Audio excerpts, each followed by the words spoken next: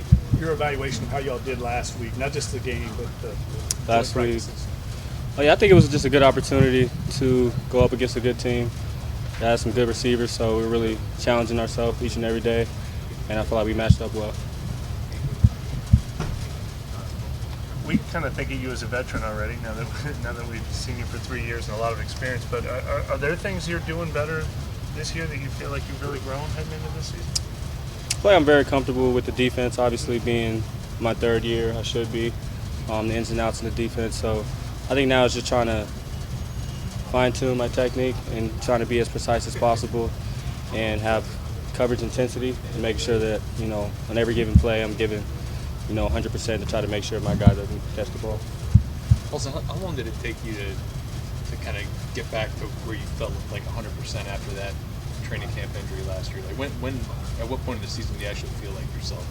Maybe towards the end of the season, but I've said before, I'm just kind of focused on this season. Yeah. And trying to put my best foot forward and trying to make a mark. So what was the main focus for you then after last year to focus on this season? Just trying to get healthy, number one. So that was the first step during the off season. After that, just kind of looking at every part of my game. My rookie year, I was able to make some plays on the ball. Last year, I wasn't able to, so that was kind of a big focus. And that's kind of been a big focus for our defense, trying to take the ball away. So we've had some good ball production these first 2 games, so hopefully we'll keep that going throughout the duration of the season. How do you think the emphasis on more takeaways has helped y'all take the ball away these first 2 games? Yeah, I think everything, when you point your intention in a certain direction, make sure you're really trying to, point your attention that way, good things happen. So I think that's really what's happened throughout camp and then throughout the first couple games.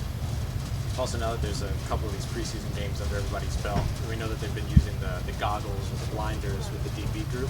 Mm-hmm. How has that impacted your play on the field? Yeah, I don't know if it's a direct impact or not, but definitely when you have the goggles on, it restricts your vision. So when you take them off, you hope that you'd be able to see more and play better. So. Obviously, a lot of penalties in that game the other day. Has that been kind of an emphasis in meetings the last couple days? Yeah, you never want to be a highly penalized team. That's not a good trait to have. So, there's some penalties that you just kind of have to live with, and then there's some that we definitely want to take away. So trying to find those that are just maybe careless or due to a lack of technique and minimize those.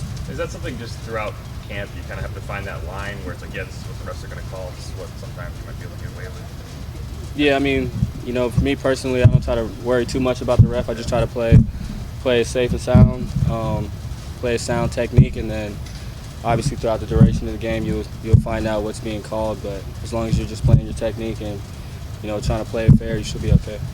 Have you seen a big difference in Marshon Lattimore from last year's camp to now, just as far as his focus? It sounds he's like a little bit locked in. No, I wouldn't agree with that. I'd say he's always been locked in. Ever since I've gotten here, he's been the most locked in corner that I've seen, and he's helped me, tremendously in my development. So I'd say he's been locked in.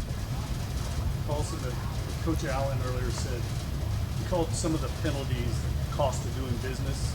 Is that kind of the mindset of your all's secondary room? I know you all get a few defensive holding calls.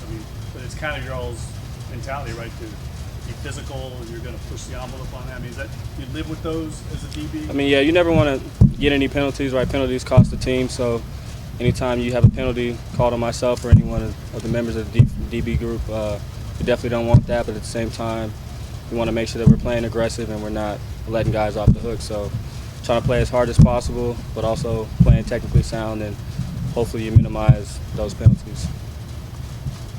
We had just Jack Davis up there before, and I'm just wondering from DB perspective, obviously he's new here. Yeah. How would you just describe him to another player? Yeah, he's very long rangey, but also has some deceptive, long speed, and he's been able to make some big plays in these first couple games. So definitely a receiver that we think has a lot of good upside, and I've been impressed with him throughout this camp. Paulson, how do y'all handle as a secondary? Because you got a plaster, when you got a clock in your head, the ball should be coming out.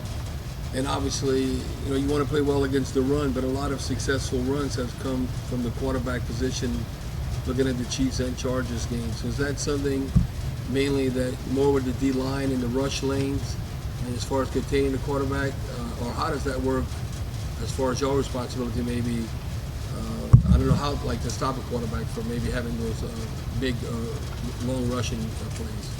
Yeah, I mean, some of that, I mean, personally, if I'm down the field in coverage, then that's basically all I'm focused on, trying to make sure that my receiver doesn't catch the ball. You know, if it's a scramble drill or not, I can't really affect the quarterback. I just have to cover the receiver. So it's kind of just my job, and then, you know, we all just focus on what we have to do. Has anyone asked you about the Pac-12? No. Do you ever talk about it with your former teammates and what's going on with that? Yeah, I mean, I'm kind of out the loop, kind of like you guys are, so I don't really know what's going on. You know, hopefully, you know, Pac-12 survives, but we'll see. Well, you think you'll still have the big game, Cal and Stanford, whether there's a Pac-12 or not? I would imagine they did. You know, it's been a long rivalry for many years now, but I mean, in new college football, you never know. You know, things are getting shifted and kind of turned around everywhere. So, you know, would it bother you, or is it something you just understand if like Stanford got just completely left out and had to join like the Mountain West or something? I think we'll be all right. We're pretty creative. You know, we'll find a way. We ain't worried about it. Thank you. Appreciate y'all. Thank you. Thank you.